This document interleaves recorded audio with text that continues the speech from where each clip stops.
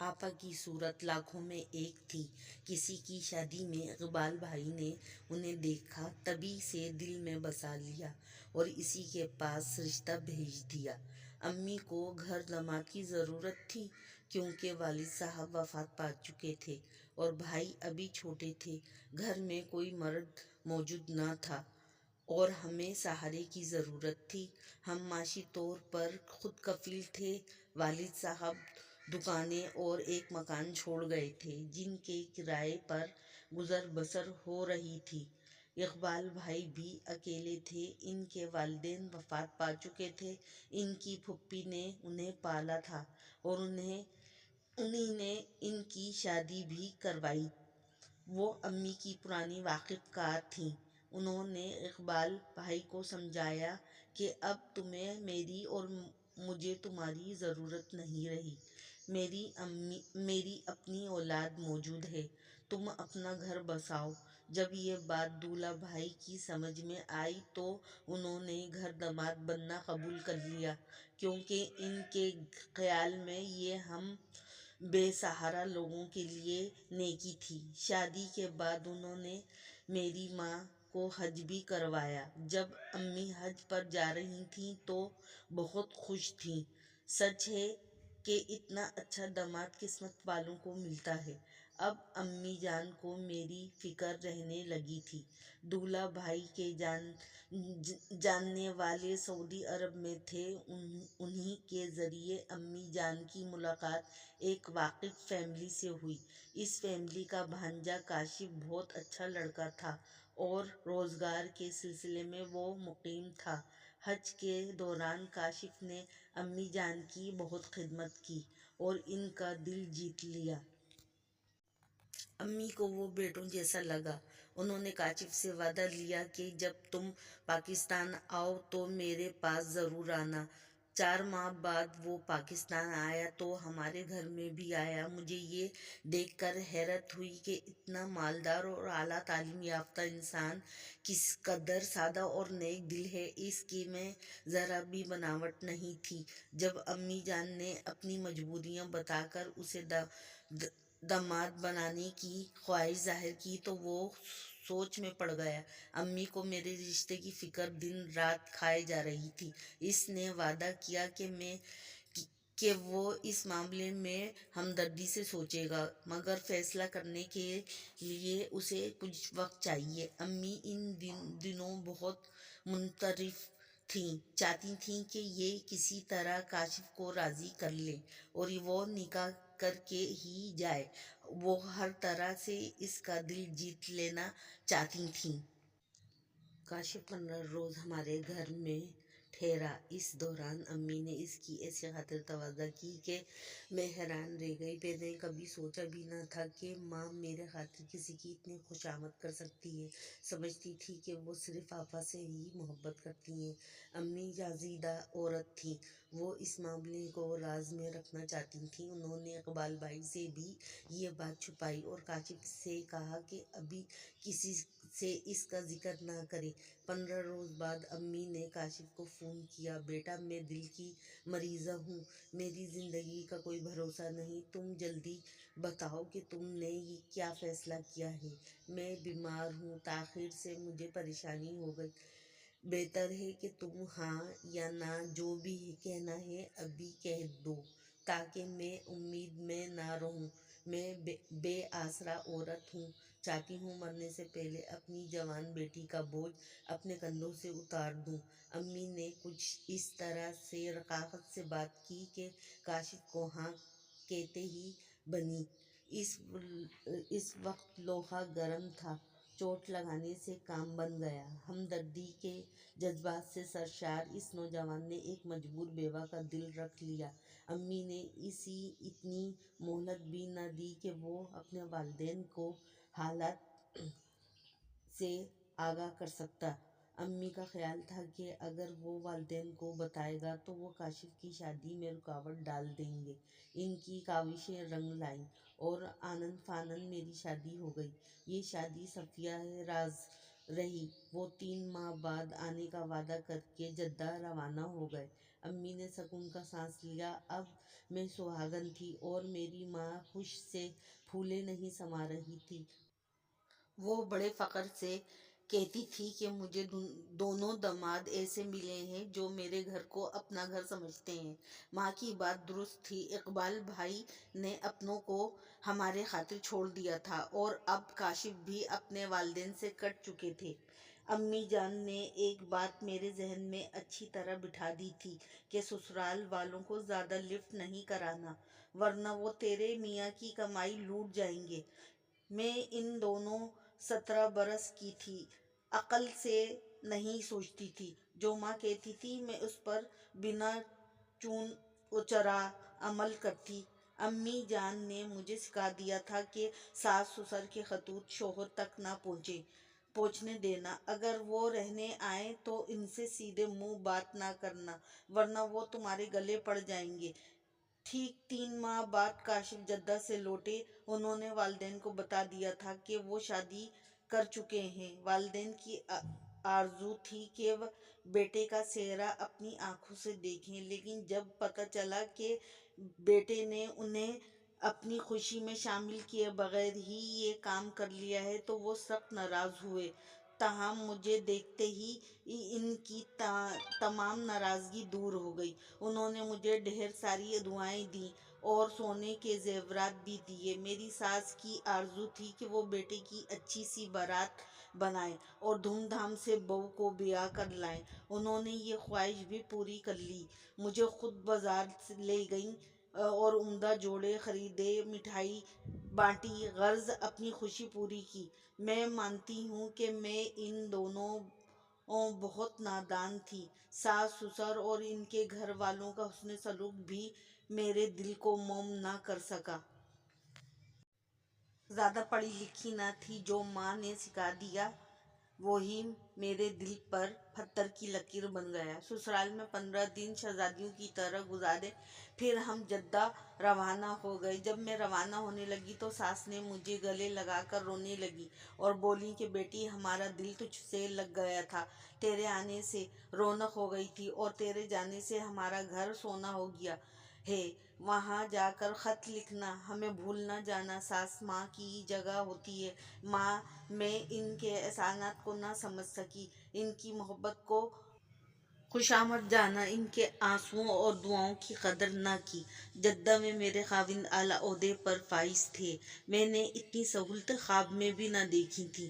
میں بہت خوش قسمت تھی، میری تقدیر کھل گئی تھی۔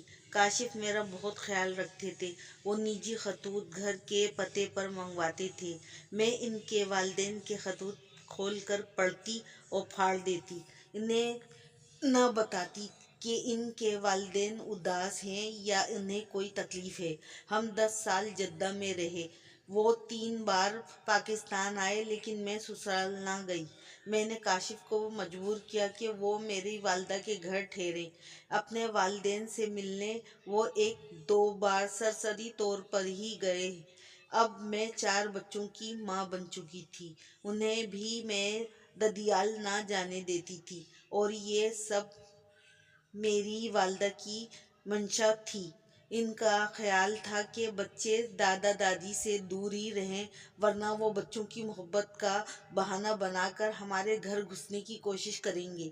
انسان خطا کا پتلا سہی، لیکن جب روحانیت حد سے بڑھ جائے تو خدا کی بے آواز لاٹھی اس کے سر پر آتی ہے۔ تب اسے احساس ہوتا ہے کہ دوسرے انسانوں کے بھی حقوق ہوتے ہیں۔ سکھ کے دن تھوڑے ہوتے ہیں۔ میری بادشاہی بھی اسی دن ختم ہو گئی جس دن کاشف کی کار کایا حادثے کا شکار ہوئی اور وہ ناگہانی طور پر اس جہاں فانی سے رخصت ہو گئے۔ سارے چراغ ایک لخت گل ہو گئے۔ میرے چاروں طرف اندھیرا پھیل گیا۔ میں دیار غیر میں تنہا اور غیر محفوظ ہو گئی۔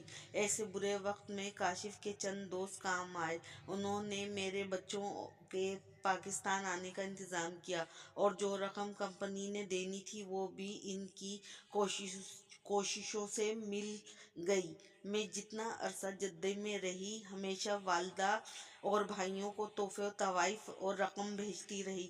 دراصل والدہ کا گھر میرے خاوند کی کمائی سے چلتا تھا۔ اب مجھے پر برا وقت آیا تو مجھے میکے کی طرف سے دیکھنا پڑا۔ میری بڑی آؤ بھگت ہوئی، بھائیوں نے ہاتھوں ہاتھ لیا اور ماں نے بھی پذیرائی کی۔ وہ رقم جو کمپنی والوں نے ادا کی تھی وہ والدہ نے لے لی۔ کہنے لگی اگر سسرال والوں کو پتہ چل گیا تو وہ اس رقم کے دعوے دار بن جائیں گے، لہٰذا یہ پیسے میرے نام جمع کروا دو۔ یوں امی نے رقم بڑے بیٹے کے نام پہ جمع کروا دی۔ اب بھائی مجھے ہر ماہ قلیل رقم بچوں کے خرچ کے لیے دیتے تھے۔ میرے بچے عیش و آرام میں پلے تھے، انہوں نے تنگی نہیں دیکھی تھی۔ اب وہ چھوٹی چھوٹی خواہشات کے لیے ترس رہے تھے۔ میرے ساس سسر ایک بار ملنے آئے تو والدہ نے بچوں کو آپا کے پاس بھجوا دیا، ان سے ملاقات نہ ہونے دی، خود بھی نہ ملی اور مجھے بھی کہا کہ زیادہ لفٹ کرانے کی ضرورت نہیں۔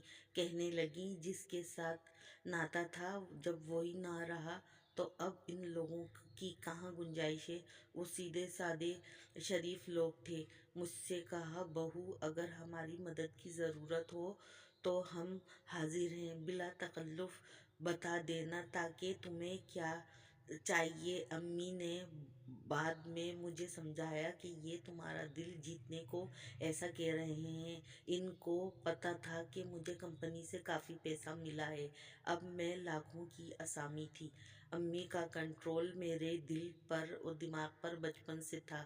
ماں قابل احترام ہستی ہے، مجھے ان کی برائی مقصود نہیں، لیکن کبھی کبھی یہی ہستی بہت ظالم ہو جاتی ہے جب اپنے بیٹوں کی خاطر وہ خود غرض بن جائے اور بیٹی کا حق حذف کر لے۔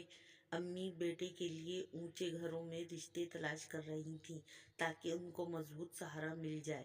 بھائی سارا دن میری ہی گاڑی پر گھومتے پھرتے اور میرے بچے پیدل اسکول جاتے۔ چپ تھی، اف تک نہیں کر سکتی تھی، وہاں جیسا چاہتی تھی ویسے ہی کرتی تھی۔ انہوں نے ایک خوشحال گھرانے میں بڑے بھائی کا رشتہ کر دیا، زیور اور بری سب میرے پیسوں سے بنوائی گئی اور دلہن کا کمرہ بھی سجا دیا گیا، گھر کی دوبارہ تعمیر بھی کروائی۔ اچھے گھروں میں رشتے ہوں تو خرچے بھی اچھے کرنے پڑتے ہیں۔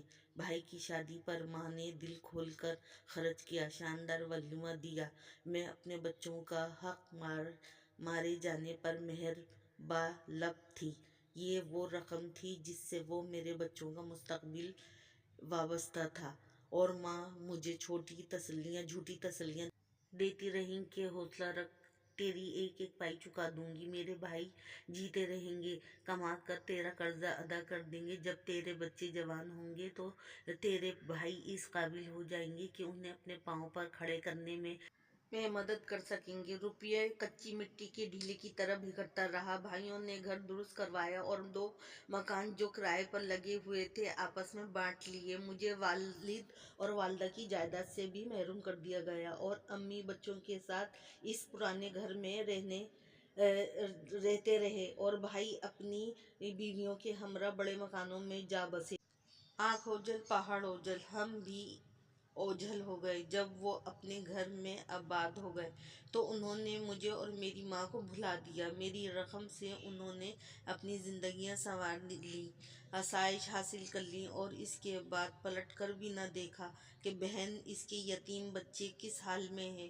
جب میرا بیٹا وسیم 5ویں جماعت میں تھا تو میں کوڑی کوڑی کی محتاج ہو چکی تھی، پڑھی لکھی نہ تھی کہ کہیں ملازمت کی کوشش کرتی۔ ماں سے کچھ کہتی تو وہ اپنی مجبوریاں ظاہر کرتیں، کبھی بیٹوں کو کبھی مجھے برا بھلا کہتیں۔ وہ خود اب کوڑی کوڑی کی محتاج ہو چکی تھیں، تمام روپیہ اپنے بیٹوں کو کھلا بیٹھی تھیں، اب کوئی راستہ نہ تھا۔ ادھر یہ حال کہ میرے بچے تعلیمی اخراجات نہ ہونے کی وجہ سے اسکول سے باہر ہو چکے تھے۔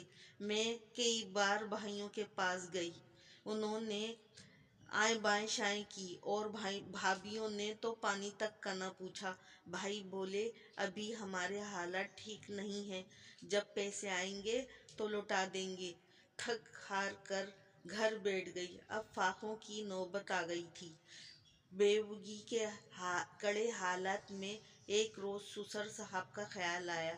मैंने सास ससुर में बुराइयां तलाश करने की कोशिश की, मगर कोई बुराई न ढूंढ सकी। अब दिल की अदालत में खुद को मुजरिम पाया। इनका क्या कसूर था? वो तो मुझे मोहब्बत करते थे, मेरे बच्चों से प्यार करते थे, उन्हें गोद में लेने की के लिए तरसते थे, लेकिन मैंने क्या किया? मैंने इनकी औलाद को इनसे दूर रखा और बच्चों को इन्हें छूने तक ना दिया। ये कहाँ का इंसाफ है कि वालिदैन जो पालते हैं, पोसते हैं, बड़ा करते हैं, जब बेटा जवान होता है तो वही वालिदैन उसे भूल जाते हैं। बेटा कली तौर पर बीवी और बच्चों का होकर ही रह जाता है। काश मैंने अपनी माँ की बातों को गिरह में ना बांधा होता। आज सास ससुर का ख्याल रखा होता तो वो अपने पोते पोतियों के सर पर हाथ रखते।